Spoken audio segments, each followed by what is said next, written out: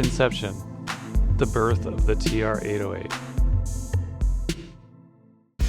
What hasn't been said about the Roland TR-808? We all know its look and sound, the iconic analog kick drum, the claps, sizzling hi-hats, and of course its incredible black, orange, and yellow look. It's a true icon in electronic music, and like many of the most famous instruments from Roland, it wasn't the initial success they thought it would be. Let's go back and explore the inception of the TR-808 and see how this legendary drum machine came to be. The Roland Corporation had a long history of making rhythm accompaniments for musicians, going all the way back to when the company was originally called Acetone in the late 60s, and had its Rhythm Ace FR1, which gave a variety of rhythms to fit musical styles such as the mambo and the cha-cha. Shortly after this, Acetone released its FR2L. It had a slender, sleek design and was intended to sit atop a home organ such that it could accompany the player with a variety of rhythms, and was a huge success for the company. Under the guidance of American synth pioneer and ex-Hammond employee Don Lewis, multiple incarnations of the Rhythm Ace were created, but notably in 1972, the rare Acetone Rhythm Fever was released, with a new look and disco beats to capitalize on the emerging trend in music. You could also combine beats by pressing two sections at once. This drum machine had green, yellow, orange, and red buttons, which would foreshadow the upcoming historic design of the TR-808. A short time later, in 1972, Acetone relaunched as the Roland Corporation and released its first TR transistor rhythm product called the TR-77 Rhythm 77. Roland adopted the fresh look of the sequential colored buttons and provided separate mix controls for each instrument in the preset beats. The evolution continued, and by 1973, the beatbox phrase was coined, specifically referring to the box-like look of the TR-66 rhythm arranger. This beatbox had 6 new rock styles and additional variations to the beats. Depeche Mode used the TR-66 on their first album, Speak and Spell, along with Roxy Music on the song Dance Away, featuring the cha-cha and congas.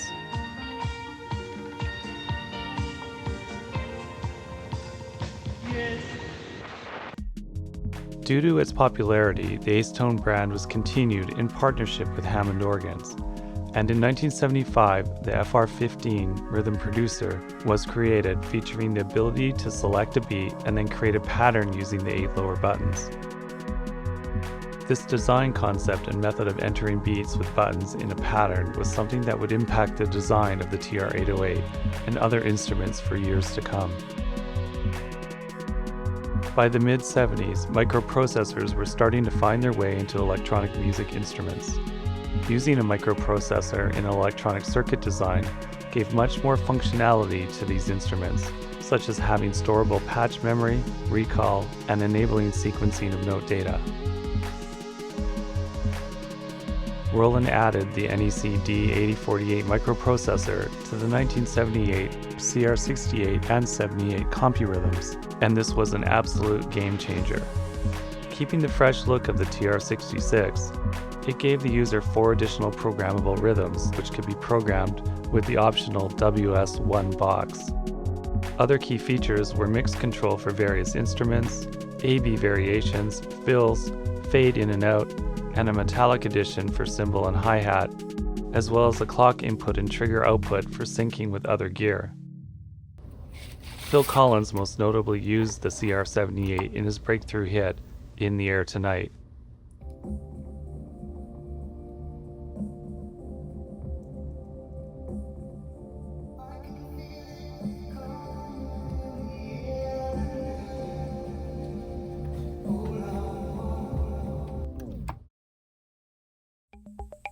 Along with Blondie's hit single, Heart of Glass, which was a combo of the Mambo and Beguine presets selected at the same time. Realizing a need for a professional quality drum machine, rather than an accompaniment-focused rhythm box, all the pieces were now in place for Roland engineers to work on creating the successor to the CR78 with their next project. During this time, sampling technology had been coming to the forefront, and Roger Lynn combined this technology with a microprocessor to create a sample-based drum machine, the LM1, which was quickly popularized by artists such as Prince and Peter Gabriel. Sampling technology was still very expensive, however, as the Lynn LM1 was listing for nearly $5,000 US, putting it well out of the financial reach of most musicians. Roland president Ikutaro Kakahashi tasked his engineers led by Makoto Moroi, Hiro Nakamura, and Tadao Kikumoto to create an all-analog drum machine to be the successor of the CR-78. Using analog technology would keep the manufacturing costs low, but would be difficult to design, as replicating real drum sounds with analog technology was difficult. Kikumoto apparently prototyped sounds for the various percussion elements on a Roland System 700, and this gave him the idea to provide the user with additional control to these drum elements similar to an analog synthesizer, such as decay and tuning. They then worked on recreating these analog circuits within one machine. A closer inspection of the TR-808 voice circuits as compared to the previous CR-78 would confirm that although some of the voice designs have roots going all the way back to the Ace Electronics days, much of the circuitry was heavily updated and larger in scale. This made the analog board layout a very complex process. One of the key elements was the selection of out-of-spec 2SC828R transistors used in the noise-generating circuit, which gave a smooth sizzle to the pink noise circuit as opposed to regular in-spec stock 828s. Along with this, the sine generating circuit used for the kick drum had a wonderful adjustable decay that flattened over time and was able to achieve very low frequencies.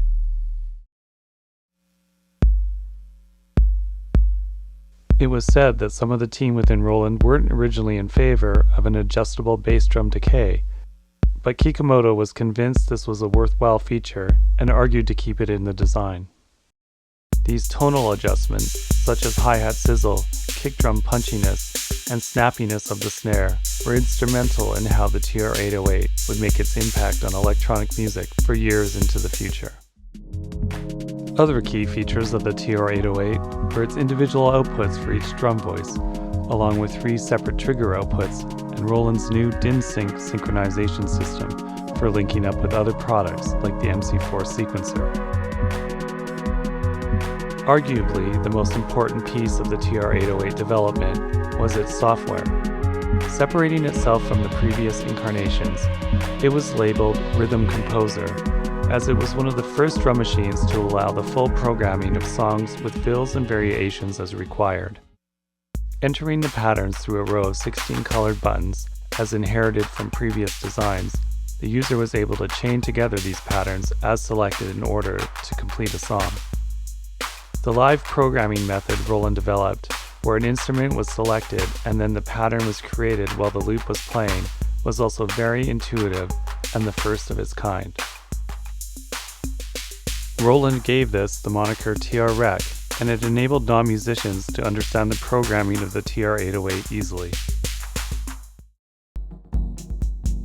Released in 1980 at a list price of $11.95 US, the TR-808 received mixed reviews, as its all-analog sound didn't stand up to the realism of the sample-based Lynn LM1, which was released around the same time.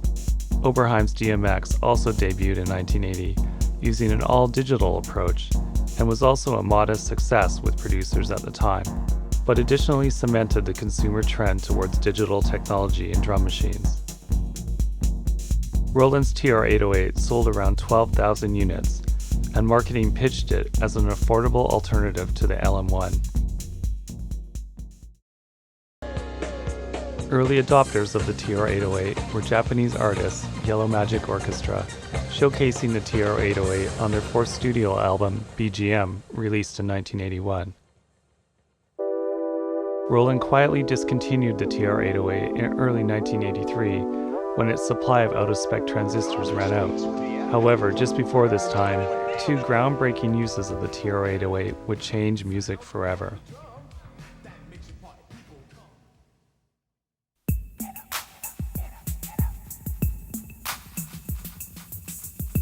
Marvin Gaye featured the 808 on his 1982 hit song and Grammy-winning Sexual Healing, and credits this to the fact that he was able to program the instrument without the need for his producers around while he was living abroad in Belgium.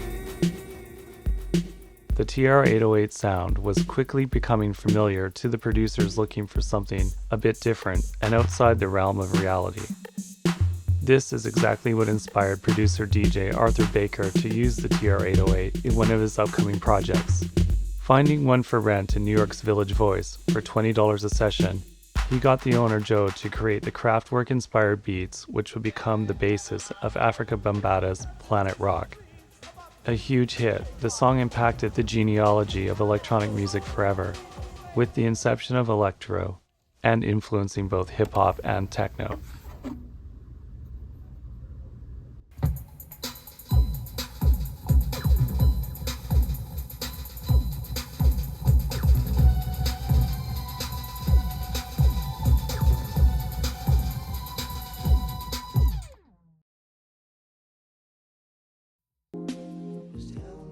For short, it was now just called the 808, and it was also used in the contemporary pop world as a hit with Phil Collins' 1984 One More Night, and then equally slamming block-rocking hip-hop beats with the 1984 Rick Rubin-produced hit It's Yours by Tila Rock and Jazzy J.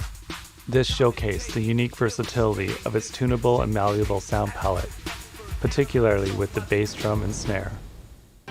By 1984, over a year after it had been discontinued, the TR-808 sound was becoming legendary, and cheap 808s were being scavenged from secondhand stores across the country, finding their way into the bedrooms of hip-hop and homegrown music producers, spawning all kinds of new music for these upcoming genres.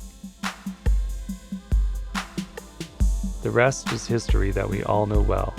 The TR-808, created with a love for analog sound and with a simple interface, found its place in the studios of historic music makers at a seminal time in history. There could be only one, and there will never be another TR-808.